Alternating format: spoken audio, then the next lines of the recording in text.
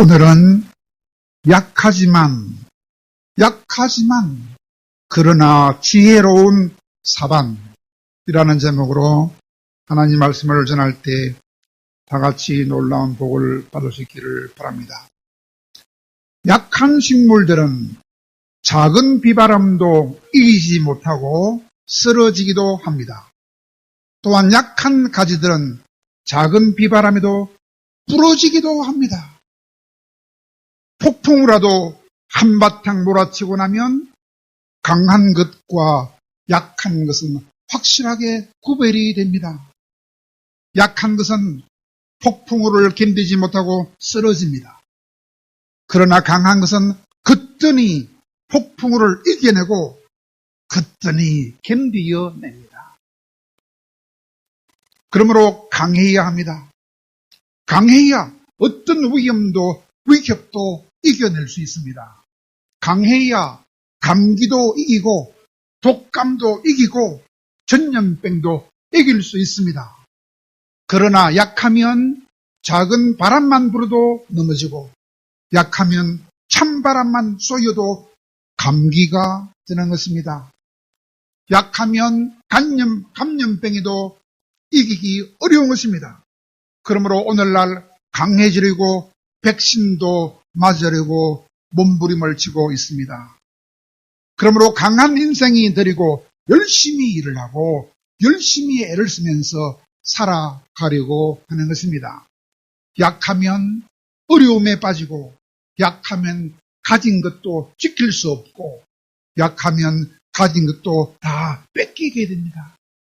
약하면 수많은 질병에도 걸리고 코로나19에도 걸리고 잘못하면 생명을 내어줄 수도 있습니다. 그러므로 약한 것은 불행이라고 할 수 있습니다. 또 약한 것은 슬픔이라고 말할 수도 있습니다. 그래서 모든 사람들은 다 강해지기를 바랍니다. 그러나 세상에는 모든 것이 다 강한 것은 아닙니다.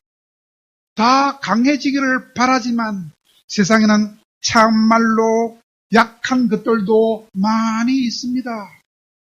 오늘 본문에도 그렇습니다. 약한 것이 있다 그랬습니다. 약한 종류로 돼 그러나 튼튼한 바위 위에 집을 짓는 사반이라는 동물이 있다고 오늘 본문은 소개하고 있습니다. 여러분, 사반이 어떤 동물일까요? 저도 잘 모르는데 최근에 알게 되었습니다. 사반이라는 동물은 이스라엘 지방에 바위가 많은 바위산 위에다가 집을 짓고 사는 바위 너구리라. 바위 너구리. 털이 짧고 밤색 바탕에다가 흰 무리가 있는 크기가 토끼만한 정도의 너구리라. 너구리. 그 너구리는 다리가 짧아서 빨리 달리지도 못한다고 말합니다. 왜냐하면 사반은 많은 강한 동물들과는 달리 약한 종류의 포유류에 속하는 동물이기 때문에 그는 바위 사이에다가 집을 짓고 산다 그래요. 약한 동물이라요. 왜 약할까요? 작아요. 크기가 작아요. 작아서 약한 것은 숙명적이며 운명적이며 타고난 것입니다. 타고난 것은 바뀔 수도 없고 바꿀 수도 없습니다. 어떻게 작은 키와 작은 몸집을 가진 그런 동물이 들소처럼 혹은 코끼리처럼 큰 몸집으로 바뀔 수가 있겠습니까? 호랑이나 사자처럼 어떻게 커질 수 있겠습니까? 몸집이 작으니까 힘도 훨씬 작은 동물이 바로 사반이라는 너구리라는 것입니다.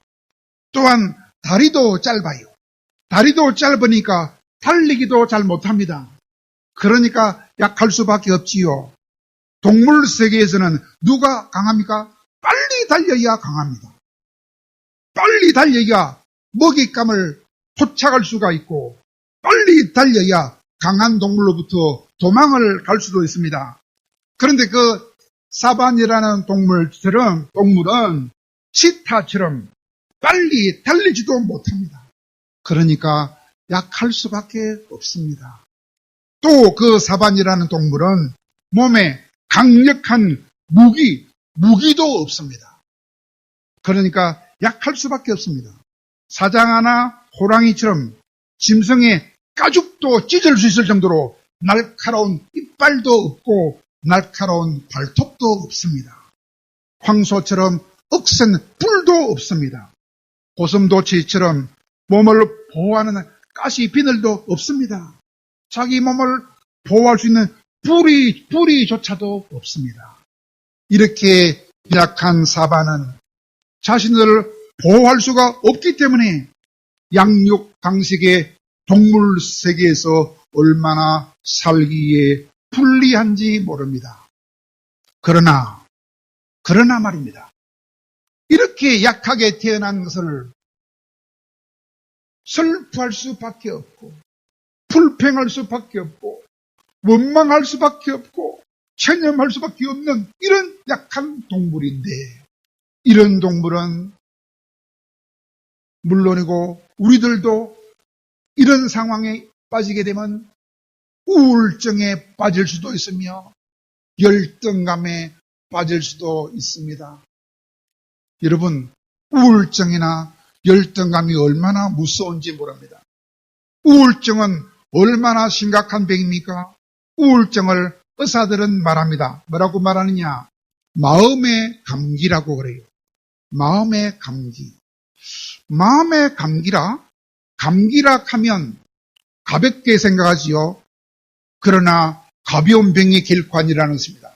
우울증은 마음의 병인데 심각한 병 중에 하나라는 것입니다. 여러분, 감기도 심각한 병에 걸리면 죽습니다. 열등감도 그래요. 열등감도 결코 작은 병이 아닙니다. 열등감에 빠지면 어떤 일이 일어납니까? 나는 무능하다. 그런 생각을 하게 됩니다. 열등감에 빠지면 나는 가치가 없는 존재다. 나는 무가치한 존재다라고 여길 수도 있습니다. 그런데 심리학자들의 말에 의하면 이런 열등감에 걸린 사람이 사람 중에 몇 퍼센트나 되는 줄 압니까? 98%래요. 98%의 사람들은 다 열등감이 있답니다. 그러므로 더 쉽게 말하면 모든 사람은 다 열등감이 있다는 것입니다. 잘생긴 사람도 열등감이 있다 합니다. 여러분, 성형수술 하는 사람은 누가 하는 줄 압니까? 못생긴 사람이 성형수술 한다고 생각하지요? 안 그렇다 합니다. 성형수술 하는 사람들 중에 대부분은 못생긴 사람이 아니고 그만하면 괜찮다라고 할 정도로 잘생긴 사람들이 제일 잘생긴 사람에 대하여 열등감을 가져가지고 더 잘생기려고 성형수술을 한다 그래요. 똑똑한 사람도 실패를 많이 합니다. 실패를 하면 의기소침해져 가지고 하늘이 꺼지는 것처럼 낙심하게 된다고 그럽니다. 모세는 얼마나 위대한 사람입니까?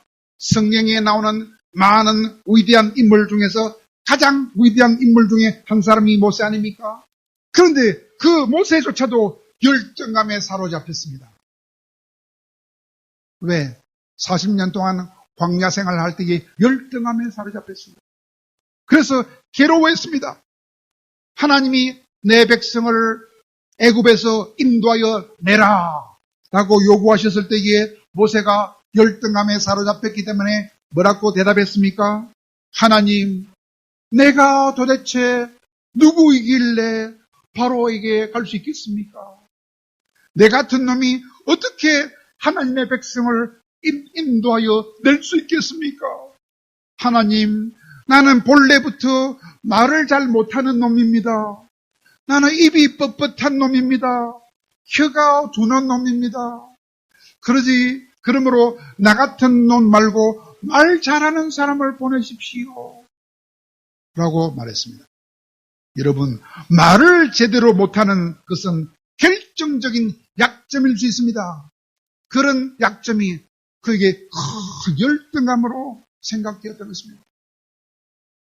리더십 학자 중에 유명한 학자가 있는데 존 맥스웰이라는 학자가 있습니다. 그는 어느 날 밤에 꿈을 꿨습니다.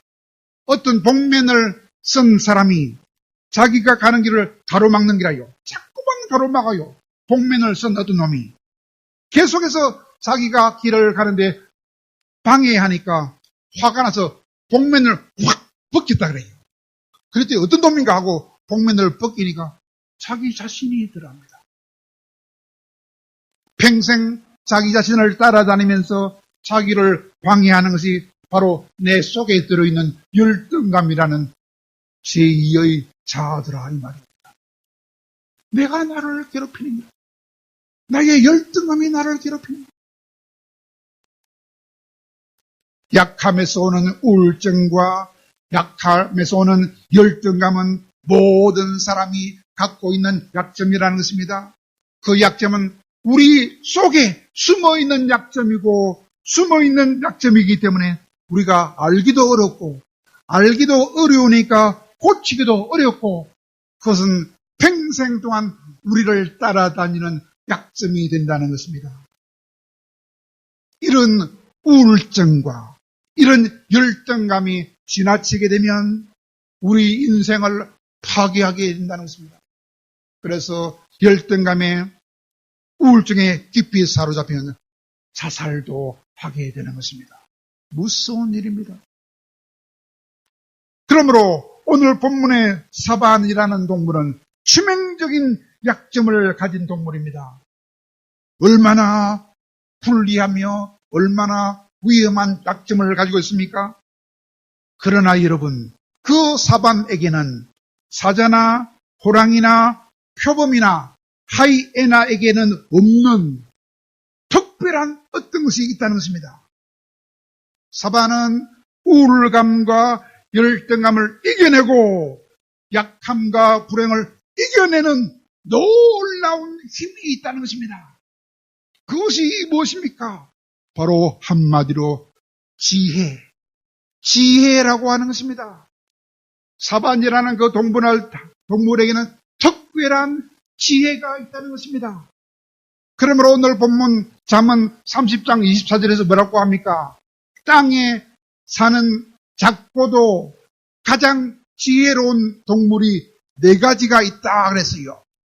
4가지 중에서 먹을 것을 여름에 준비하는 지혜를 가진 깨미가 첫째며 2번째 지혜를 가진 동물이 사반이다. 이렇게 말씀하고 있습니다. 그러므로 사반은 어떤 동물보다도 약하지만 그러나 사반은 놀라운 지혜를 가지고 있다는 것입니다. 그러므로 바위 틈에 다시 말해서 벼랑 위에 있는 그 바위 틈을 찾아서 그 집을 짓는 지혜가 있다는 것입니다. 바위 틈에 있는 곳에 집을 지으면 그 집이 가장 안전한 집이 된다는 것입니다. 어느 누가 보더라도 그보다 더 안전한 곳은 없다는 것입니다.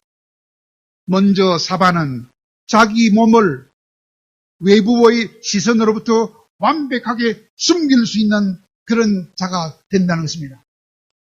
설사 사자나 호랑이나 표범이 달려올지라도 높고 가파른 바위 틈에 있는 집으로 쏙 들어가 버리면 그는 안전하다는 것입니다. 잡아먹히지 않는다는 것입니다. 왜냐? 바위 틈이니 집에 들어가는 입구도 아주 좁기 때문에 몸집이 큰 호랑이나 사자가 들어올 수가 없기 때문에 아무리 강한 짐승이 따라와도 바위 틈을 뚫고 들어갈 수 없기 때문에 안전하다는 것입니다. 또한 약한 동물인 사반은 사납고 강한 동물 앞에서 치명적인 약점만 가졌다고 생각하는데 그러나 강한 바위를 의지하고 바위 틈에다가 집을 짓고 피하기 때문에 약한 것이 오히려 그의 생명을 지켜주게 된다는 것입니다. 약점이 강점이 되고 불리한 것이 유리하게 된다는 것입니다. 그것이 바로 지혜라는 것입니다. 지혜가 약한 자를 강하게 바꿔준다고 하는 것입니다. 자신의 약점을 알고 큰 바위를 의지했더니 바위 틈에 피했더니 약한 것이 더 이상 약한 것이 아니고 약한 것이 강한 것이 되었다고 하는 것입니다. 그러므로 지혜는 우리의 삶도 유능한 삶으로 바꾸어 줄 수 있다고 하는 것입니다. 그러므로 약하다고 해서 좌절할 필요가 없으며 약하다고 해서 우울해할 필요도 없다는 것입니다. 약한 종류인 사반도 큰 바위를 찾아서 의지함으로써 연약함과 핸디캡을 극복했던 것입니다. 사반조차도 약점을 극복했다면 우리들은 더 말할 것도 없다는 것입니다. 우리들은 우리의 약점을 더 잘 극복할 수 있다고 하는 것입니다. 여러분, 우리 인생도 참으로 연약한 면이 많은 존재입니다. 강한 것 같지만 우리 인생도 참으로 연약한 면이 많습니다. 왜 그렇습니까? 자연 앞에서, 대자연 앞에서 쩔쩔 맬 때도 많습니다. 태풍이라도 다가오면 대비하느라고 마음이 부산해집니다. 보이지 않는 조그마한 바이러스가 온 지구를 지금 뒤덮고 있습니다. 그래서 우리는 고통하고 있습니다. 우리의 삶이 마비되고 있습니다. 그 눈에 보이지 않는 바이러스 때문에 많은 생명도 잃게 되었습니다. 나는 약하지 않다라고 소리쳐 봤자 우리는 강해지는 것도 아닙니다. 날마다 사고가 일어나고 날마다 질병이 일어나고 날마다 재해가 일어나서 이런 것을 우리는 피할 수가 없습니다. 그러므로 우리도 약하기 때문에 우리도 지혜가 필요합니다. 우리도 바위를 찾아야 합니다. 우리도 바위를 의지해야 합니다. 그런데 이런 약한 인생도 든든한 바위가 있습니다. 크고 견고한 바위가 있습니다. 우리의 안전과 평화와 생명을 의지할 수 있는, 의탁할 수 있는 큰 바위가 있습니다. 그런 아주 든든한 바위가 되어주시는 분이 있습니다. 바로 만군의 여호와 우리 하나님이 우리의 큰 바위가 되어주시는 것입니다. 다윗은 위기를 만날 때마다 크신 하나님을 찾았으며 크신 하나님을 의지했습니다. 그래서 다윗은 그의 안전과 그의 생명을 크고 든든하고 전능하신 하나님께 다 맡겨드렸습니다. 이렇게 하나님을 피할 바위로 삼았더니 하나님은 그 다윗에게 피할 바위가 되어주시고 안전한 바위가 되어 주셨던 것입니다. 그러므로 다윗은 그의 바위가 되어주시고 피난처가 되어주신 하나님을 찬양했습니다. 시편 18편 2절을 통하여 그 바위가 되어주신 하나님을 찬양했습니다. 뭐라고 찬양했습니까? 여호와는 나의 반석이시요 여호와는 나의 로셋이요 여호와는 나를 건지시는 시요 여호와는 나의 하나님이시요 내가 안에 피할 나의 바위가 되시며 나의 방패가 되시며 나의 구원의 뿔이 되시며 나의 산성이 되셨도다라고 찬양했습니다. 다윗만 그렇습니까? 위대한 종교 계획자였던 말틴 루터도 하나님만 의지했습니다. 그도 큰 바위 되신 하나님만 의지했습니다. 든든한 바위 되신 하나님께 자신을 다 맡겼습니다. 그리하여 말틴 루터는 이런 멋진 일기를 남겼습니다. 일기장에 이렇게 멋진 일기를 남겼다 그래요. 뭐라고 했느냐? 하나님, 이 세상이 저의 것입니까? 하나님의 것입니까? 하나님, 이 교회가 하나님의 교회입니까? 나의 교회입니까? 만약에 이 세상이 하나님의 세상이고 이 교회가 하나님의 교회라면 하나님께서 그들을 돌보아 주시옵소서. 나는 이제부터 하나님께 다 맡기고 이제 편안하게 잠자리에 들어가겠습니다. 하나님 부탁드립니다. 그런 멋진 일기를 남겼다고 합니다. 우리가 참으로 하나님을 의지하면 하나님이 우리의 모든 것을 다 맡아서 돌봐주겠다고 하나님은 약속하셨습니다. 성경에 여러 군데서 약속하셨습니다. 잠언 16장에도 보니까 여호와를 의지하는 자는 복이 있다라고 하셨고, 잠언 28장에서도 여호와를 의지하는 자는 풍족하게 된다고 하셨고, 잠언 29장에서도 여호와를 의지하는 자는 안전하게 된다라고 말씀하셨습니다. 그러므로 사랑하는 여러분, 우리 모두는 다 강해야 이깁니다. 강해야 수많은 사고와 재난과 질병과 감염병도 이깁니다. 강해야 세상도 이기고 죄도 이기고 사탄도 이깁니다. 그러나 우리는 모든 면에서 언제나 강할 수가 없습니다. 그러므로 우리에게도 작고도 연약한 사반이 바위 틈에 집을 지었던 것처럼 우리도 지혜가 필요합니다. 지혜가 무엇입니까? 지혜는 우리의 생명을 맡길 수 있는 바위를 찾는 것입니다. 바위를 의지하는 것입니다. 그 틈에다가 아예 우리 집을 짓고 사는 것입니다. 바위 틈에 집을 짓고 살 때에 그 안에 사는 자는 가장 안전합니다. 그런 사반처럼 우리들도 든든한 바위가 되시는 안전한 피난처가 되시는 하나님을 찾고 그 하나님을 의지하며 그 하나님의 안에서 살아간다면, 그러면 하나님께서 친히 은혜의 날개를 우리 위에 덮어주실 것이며 우리를 보호해 줄 것이며 우리에게 평강을 보장해 주시는 것입니다. 그러면 우리의 연약함이 도리어 세상과 사탄과 죄를 이기는 강한 힘이 될 수 있는 것입니다. 그러므로 사랑하는 여러분, 더 이상 실망하지 마시고, 더 이상 좌절하지 마시고, 더 이상 우울증에 사로잡히지 마시고, 더 이상 열등함에 사로잡히지 마시고, 우리의 모든 것을 우리의 견고한 바위시는 하나님께 맡기시기 바랍니다.